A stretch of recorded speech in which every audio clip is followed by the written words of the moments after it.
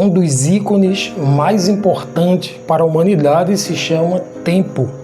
O tempo é algo formidável e ele nunca volta. Um tempo vivido, um tempo desfrutado, jamais voltará a viver ou a reviver aquele tempo. Porque quando se trata de tempo, é como uma flecha lançada, é como uma palavra dita, não tem como retroceder. Você pode viver um outro tempo, parecido com aquele que você já viveu, mas nunca será igual. Por isso que hoje nós queremos trazer à tona o assunto muito pertinente, o tempo de nós dois. Aqui vai falar sobre o relacionamento conjugal. Como está o tempo entre vocês dois? Marido, mulher, mulher, marido. Será que você está dando tempo para que o outro ele respire, ele entenda o ambiente em que está sendo vivido? Será que você está percebendo todo esse tempo e entendendo que o tempo urge? Por isso que há um tempo determinado para um casal estar a sós, para se escutarem, se olharem. Por isso que hoje nós estamos tratando exatamente sobre esse assunto que é o tempo dentro de uma relação conjugal e que isso pode gerar muita afinação. Assim, como diz aqui a lição de hoje, como o tempo a sós com Deus é tão importante, o tempo também com o cônjuge é tão importante e precisa ser vivenciado e desfrutado dentro de muitos ambientes, seja em casa, seja na igreja, seja em um ambiente de lazer, como em um restaurante, em uma viagem ou em qualquer lugar. O importante nesse tempo é que você esteja bem um com o outro. E aqui o autor ele traz algo extremamente importante para nós sobre essa relação de nós dois ou de estar com o outro em um ambiente saudável.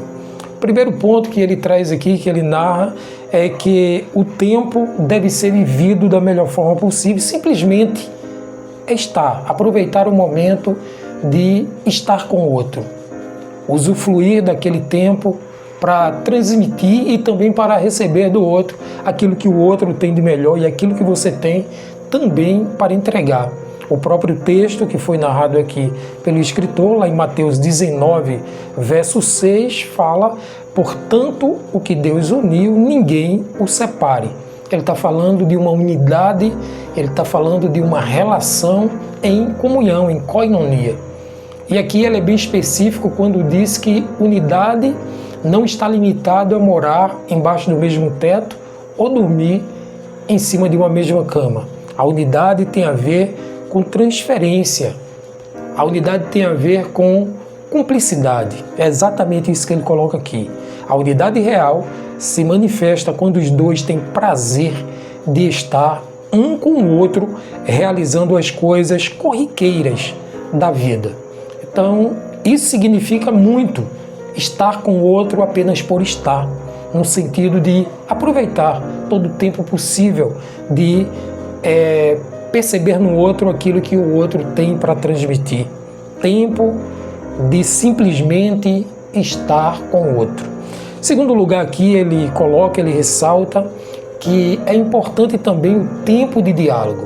Falar, escutar e perceber que a comunicação ela é imprescindível para uma família, para um casal viver em unidade, viver com um relacionamento amparado sobre a própria palavra de Deus. Comunicação nada mais é do que uma integração de códigos em que ambos estão se comunicando, estão se percebendo através desse diálogo, através de uma transmissão, seja ela com palavras, seja ela por olhares ou simplesmente, às vezes até por cheiro. O cheiro ele pode também transmitir uma certa comunicação. Então o autor coloca aqui que às vezes é preciso que algo ruim aconteça para que o casal se comunique e seja aberto, que haja uma comunicação cada vez mais clara.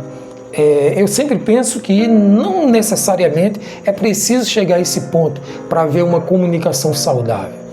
É preciso se antecipar, na verdade, para que você perceba no outro, se comunique com o outro e também seja comunicável, no sentido de transmitir para o outro aquilo que você deseja. Uma comunicação saudável sempre vai alavancar, sempre vai aproximar corações.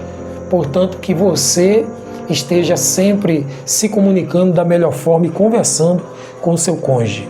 Um outro ponto que ele traz aqui, que é imprescindível para um casal viver estruturado dentro da vontade de Deus e da bondade de Deus, é o tempo de oração. Quanto tempo você tem orado junto com o seu cônjuge? Será que você tem se prostrado juntamente com o seu cônjuge em pró da sua família, dos seus amigos, dos líderes da igreja, da sua comunidade de fé? Será que você tem dedicado um tempo de qualidade com o Senhor, mas ao lado do seu cônjuge? Oração é exatamente você estar com a observação com o Pai, no direcionamento em ação com o outro. Aqui ele diz que é necessário que os dois estejam em concordância, porque quando nós concordamos aqui na terra, também será concordado lá nos céus, fundamentado aí em Mateus capítulo 18 e versículo 19.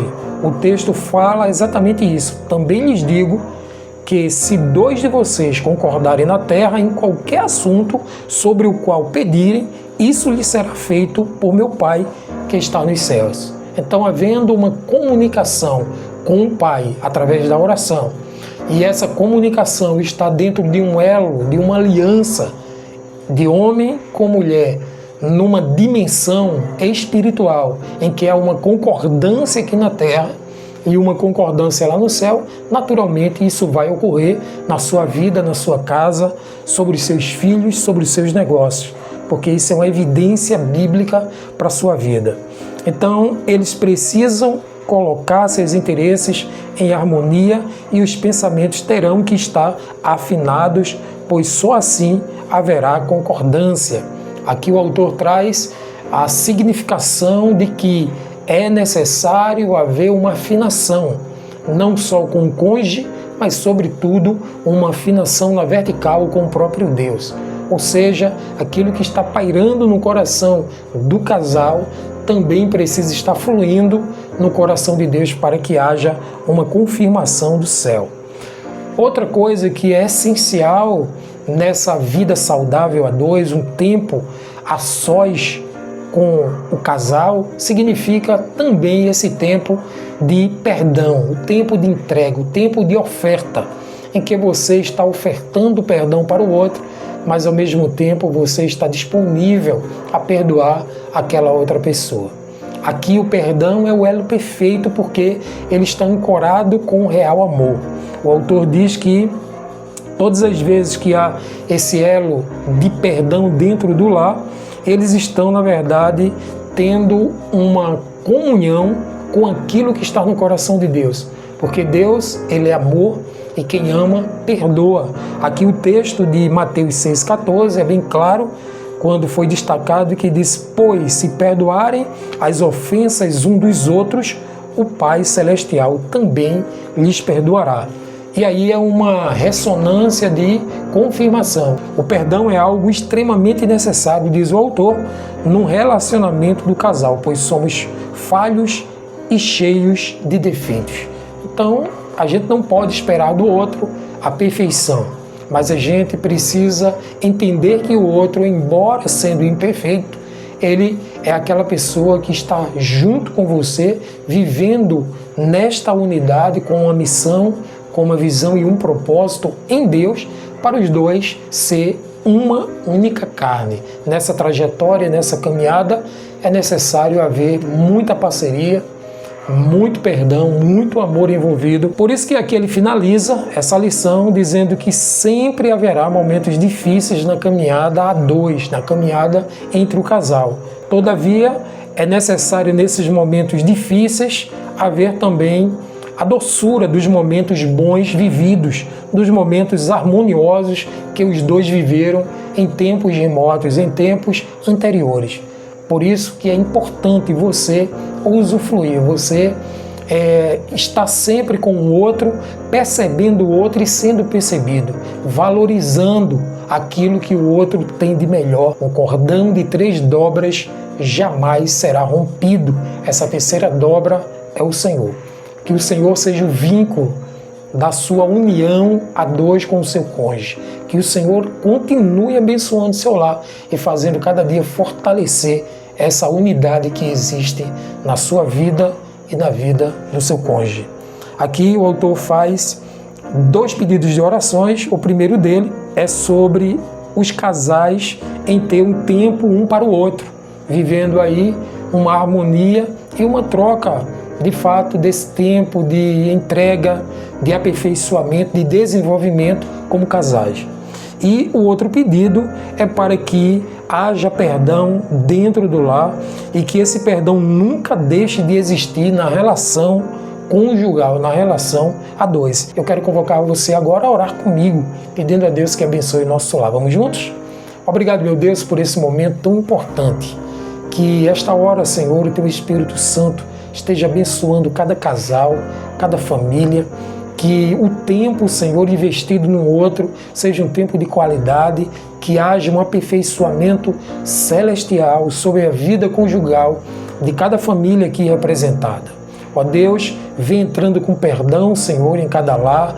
Vem, Senhor, entrando com a dedicação, ó Pai, no coração de cada um dos membros dessa família e que haja uma entrega, Senhor, de um para com o outro nesta relação a 2. Assim eu trago, Senhor, em nome de Jesus, todas as bênçãos do Senhor sobre cada um dessa relação, homem e mulher, e que haja essa unidade perfeita e aperfeiçoada em Ti, hoje e sempre, em nome de Jesus. Amém.